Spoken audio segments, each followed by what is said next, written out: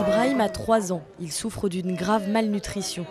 Les médecins lui ont posé cette sonde car il est trop faible pour s'alimenter lui-même. Il pèse seulement 8 kilos, le poids d'un bébé de 8 mois. Sa mère l'a amené il y a plusieurs jours à l'hôpital Benadir de Mogadiscio car il avait la rougeole. C'est désormais sa vie qui est en danger.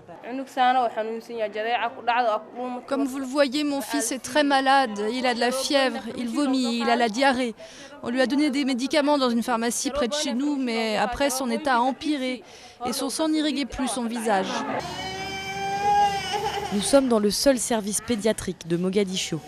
Les médecins avouent être débordés par le nombre d'enfants mal nourris. Ces dernières semaines, des dizaines de milliers de personnes ont fui la campagne somalienne où la sécheresse dévaste les récoltes et les fermes. Ils arrivent en masse dans la capitale du pays. Le taux de mortalité augmente aussi en même temps que la mobilité. La mortalité des enfants mal nourris augmente parce qu'ils arrivent ici trop tard. En ville, les réfugiés trouvent un peu d'aide. Ce centre de nutrition est tenu par une ONG locale, mais il n'y a qu'une distribution de nourriture par semaine. Pas assez pour aider le nombre toujours plus élevé de familles en détresse. La situation empire jour après jour car il y a de nouvelles vagues de réfugiés qui viennent des zones de sécheresse, des gens qui ont besoin d'aide. Ils ont vraiment besoin d'aide.